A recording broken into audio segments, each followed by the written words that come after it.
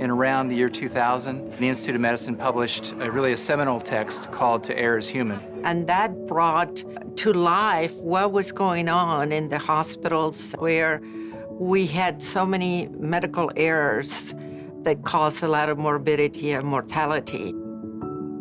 And CHOC took this very seriously from the very beginning. And now we have committed a lot of technology to decrease errors. The most meaningful thing we've done is eliminate serious harm by 95% in the last 8 years. We have reduced the number of codes or resuscitations by 85%. Most importantly, it's stayed low for the 9 years since. There's a blame-free community, and we encourage the reporting of errors and even near errors because we want to learn from our mistakes. We want to learn from our near mistakes to make sure that it doesn't happen again. But transparency drives results because once you know what's happening, then things begin to change. At this hospital these days on our what we call communication boards, you actually can see patient results that are up to date and available for all to look at. And when you're in a hospital, that all includes your parents and or patients. That's a very powerful motivator for wanting to get better. Here at CHOC, we really strive to practice patient and family-centered care. We do that in a variety of ways. Of course, the parent can provide feedback. And if you're willing to accept that, willing to say, hey, we're experts, but you know your child best, then you can go a long way towards really understanding the gist of the problem. We've instituted for the physicians peer review. So to have a multidisciplinary peer review process is really informative for the physicians. Those of us that went to medical school some years ago, we did not learn about collaboration. Team approaches were not encouraged. And now we know that we need to teach team approach. We need to teach collaboration, because that's how you're going to improve communication. I'm excited about what we're doing, but I'm very focused on what else we need to do to continue to improve. Being a safe organization, if you consider yourself one, you're almost certainly wrong because it's a journey. You're never there. All we can do is try to have a society, a culture within the organization that reports things that could be better. It's willing to learn from itself. It is a culture that has justice inherently in it. And lastly, it's flexible at times of stress. If you can do those things, then you'll be more likely to be an informed culture, and an informed culture is the safest we can be. That's how you make change. The patient safety movement has done a great job of promoting the zero concept. I think getting to zero is great, and that's where we want to be, and that's where we expect to be. So it's just a continual drive to make sure we stay there. And it requires every single individual, starting from our board of directors, which they are amazingly supportive, and from the physicians, really all the way down to the individuals working in the kitchen and taking care of the room. Everybody has bought into their part of getting to zero. It's not one person, it's every single individual, and it also will include the parents and the patients. You know, I'm really proud of our organization, and I'm so pleased with the successes that we're having. It's a journey, and we've honestly been at this for decades. I'm positive that if all of us commit to that and we work well together within our ecosystem, we'll get there. I'm absolutely certain it can be done. The leadership at CHOC understands that creating reliable systems means not relying on human beings to be the safety net that prevents errors from harming people. Lucian Leap, who was an early pioneer in patient safety, once said, "The single greatest impediment to error prevention in the medical industry is that we punish people for making mistakes." We have to put system processes into place that provide a better safety net. Today, across the world, more and more doctors, nurses, and healthcare providers are using computers to support the delivery of care. And they're using what are called electronic health records, or EHRs. These EHRs have replaced the paper records that existed in the past. And there are tremendous, tremendous benefits to electronic health records.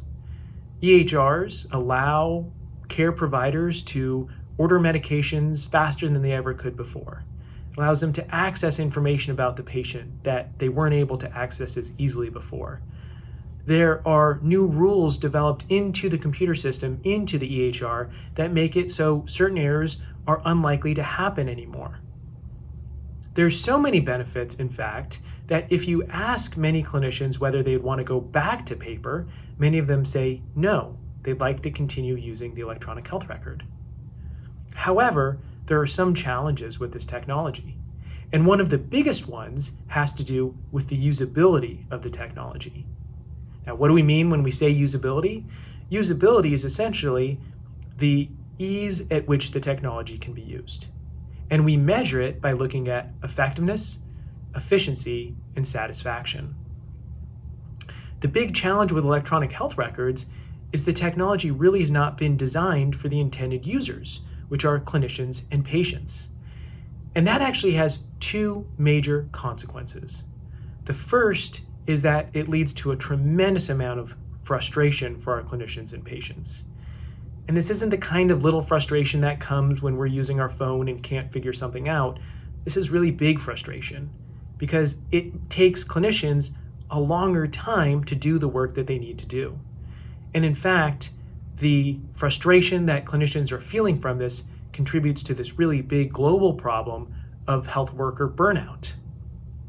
And those frustrated healthcare workers and clinicians no longer want to be in medicine.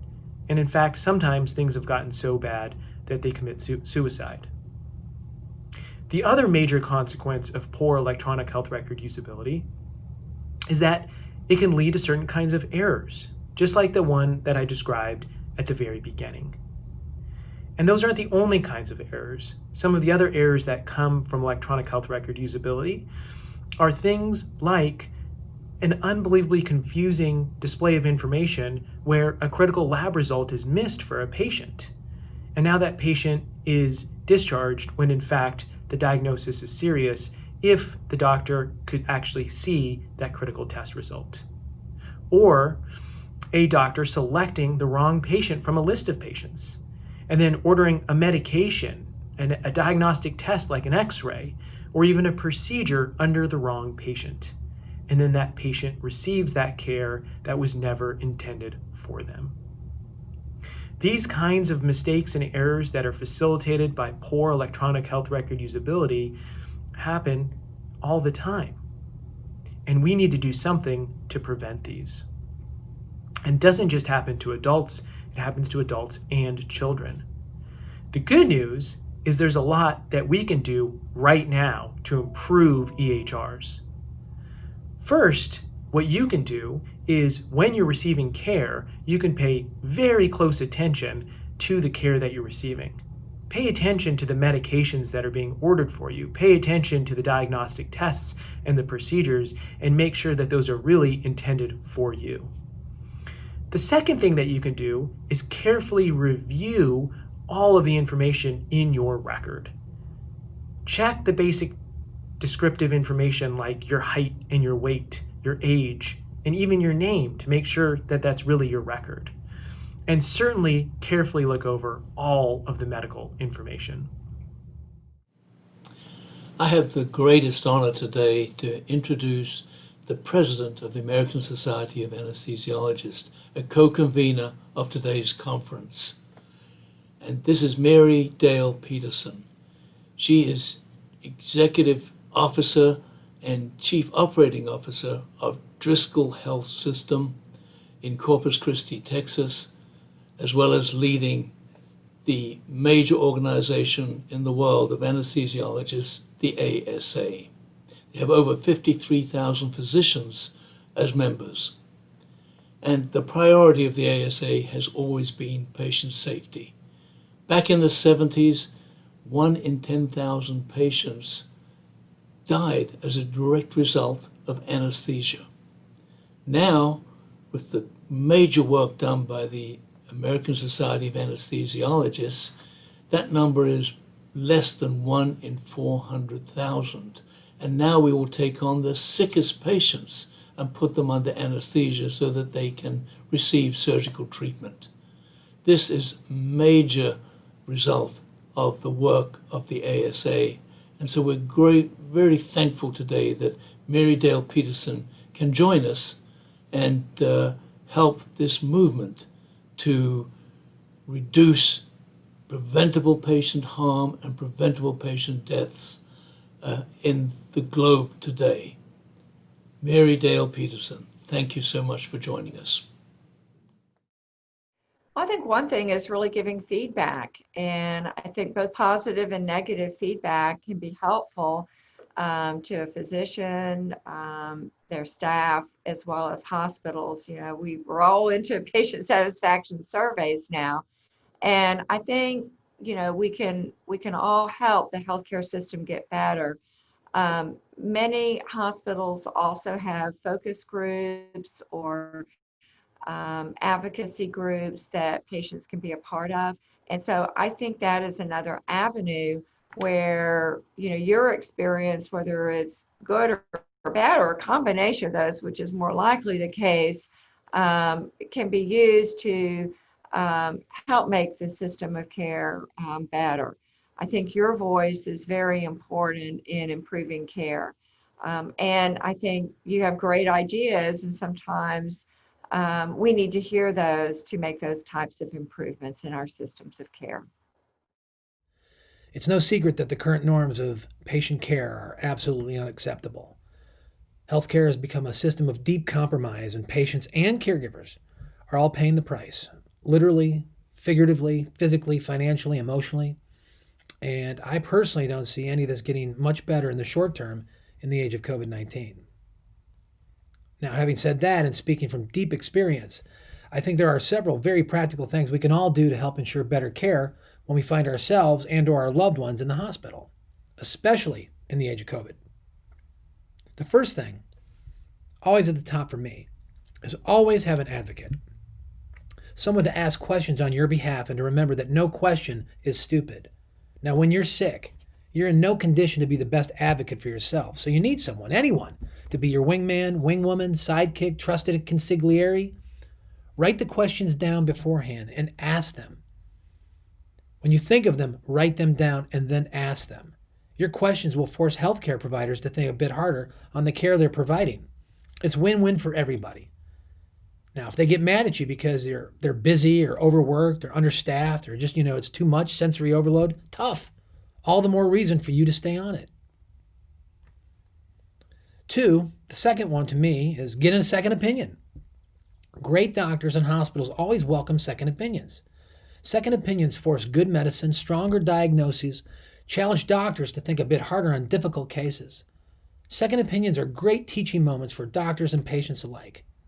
Now, full disclosure, I had not 1, but 2 second opinions for my triple hemorrhoidectomy Cedars-Sinai ass surgery years ago, and I'm glad I did. And let me tell you something, so is my ass. 3 would be to shop for your doctors, hospitals, and healthcare providers. We shop for everything else, cars, houses, phones, big screen TVs. Why not shop for your healthcare? Is there anything more important? Think about this. Except for healthcare, in no other situation do we buy stuff without asking the price. That's insanity gone mad. Do not be afraid to shop like your life depends on it, because it does. Lastly, follow your gut. Yes, do all the research, ask all the questions, have your hero advocate, get second opinion, shop for your healthcare. But in my experience, always follow your gut. Your head will tell you one thing, your heart will tell you another. Both are critically important, but the gut does not lie. Now, I wake up an optimist and go to bed a pessimist every day, so you're catching me at a good time because it's morning where I'm recording this. But I really do believe there is hope for healthcare. I know it's such a cliche, and it's probably why cliches are cliches, which is also a cliche, but we really are all in this together.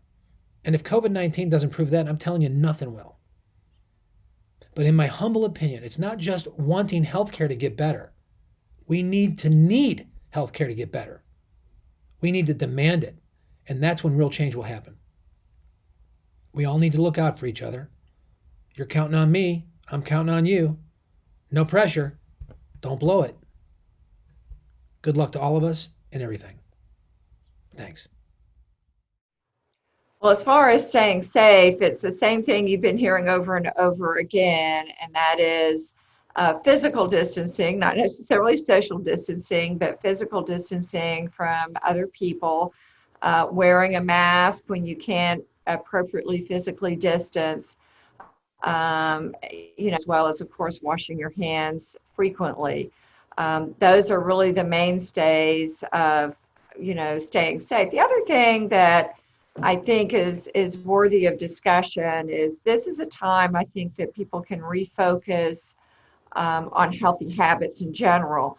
And that is making sure your blood pressure and your diabetes are well controlled. I mean, this is the time to redouble your efforts in a healthy diet and exercise, which can also protect our mental health during these trying times. What can people do? Educate themselves, educate your children, wear the mask, keep the distance, wash your hands. These preventative measures work. Now, that keeps you hopefully safe and healthy and out of the hospital.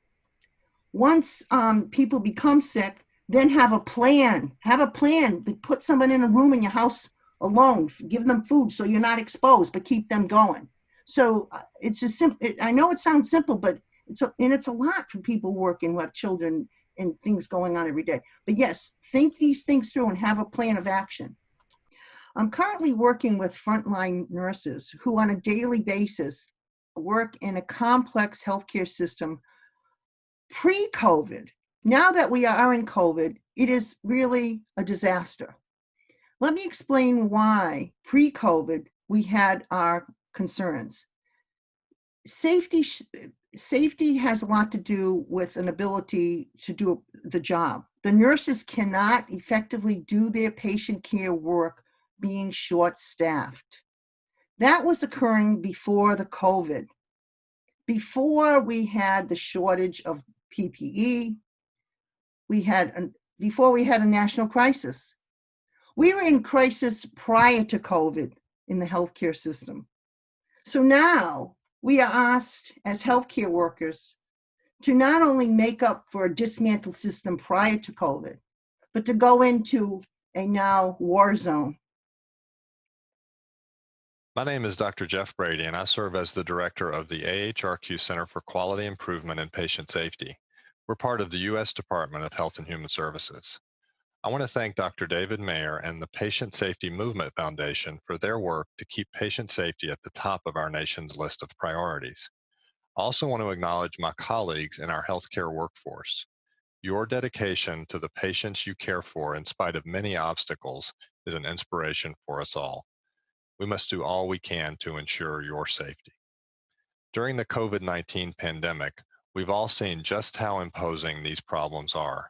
Whether it's healthcare-associated infections, medication errors, missed or delayed diagnoses, falls, pressure ulcers, or one of the many other harms that threaten patients, these events challenge even the most capable organizations and clinicians. They have the power to dramatically alter the lives of patients, families, and those who care for them. No one wants these adverse events to happen, and yet the tragedies still occur. Their impact stands in stark contrast to the healing that we all hope for and expect from healthcare. We all share the common cause of patient safety, but we also need to unite around common actions that will speed up the patient safety improvements that we all need and want.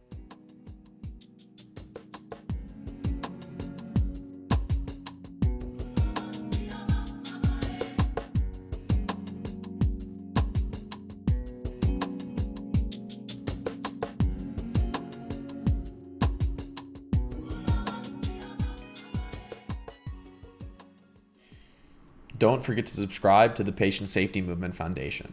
To do that, just click the subscribe button below this video. The foundation is creating new content weekly to keep health workers and the public informed. As the content you hear today resonates with you, join the conversation on social media by using hashtag uniteforsafecare. Fundación del Movimiento de Seguridad del Paciente. Tener este tipo de fundaciones nos ayuda a nosotros como pacientes, ya que la mayoría de las veces entramos a ciegas a un quirófano o por falta de conocimiento no sabemos a qué nos podemos enfrentar en cuanto a riesgos se refieren, y esta fundación nos da pauta de conocer más, de poder preguntarle más a nuestros médicos y estar seguros de todos esos exámenes previos a realizarnos antes de entrar a una cirugía, ya que solo nos conformamos con lo que el médico, en este caso el anestesiólogo, nos dice, solo nos da información general, pero no conocemos todo lo que esto conlleva. Aportar a las familias para que sepan cada procedimiento, ya que al fin de cuentas el familiar es el que se queda pendiente de su paciente antes y después de la cirugía. Desde una pequeña bacteria en cualquier parte del cuerpo hasta casos de negligencia médica, que muchos doctores no paran la cirugía cuando es debido. Muchos desconocemos el cómo proceder en caso de negligencia médica, qué hacer o a dónde ir.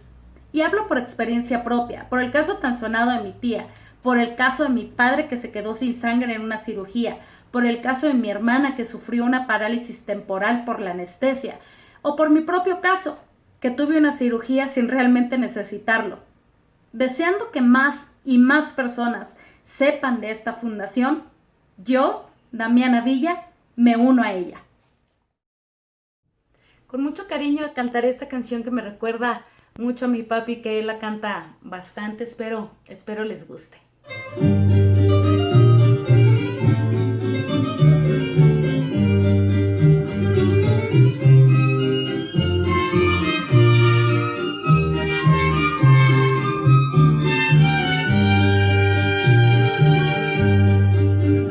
Sin un amor la vida no se llama vida. Sin un amor le falta fuerza al corazón. Sin un amor el alma muere derrotada, desesperada en el dolor, sacrificada sin razón. Sin un amor no hay salvación.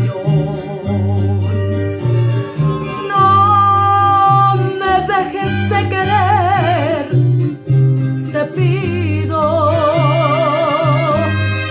no te vayas a ganar mi olvido. Sin un amor el alma muere derrotada, desesperada en el dolor, sacrificada sin razón. Sin un amor no hay salvación.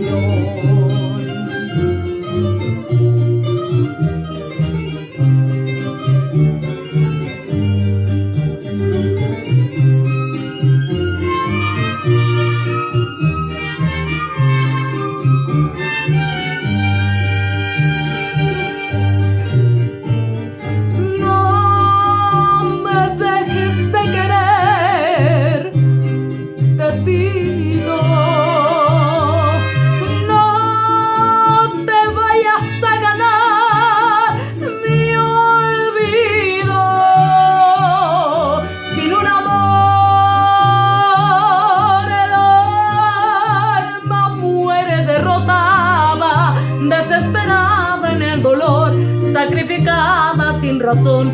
Sin un amor no hay salvación.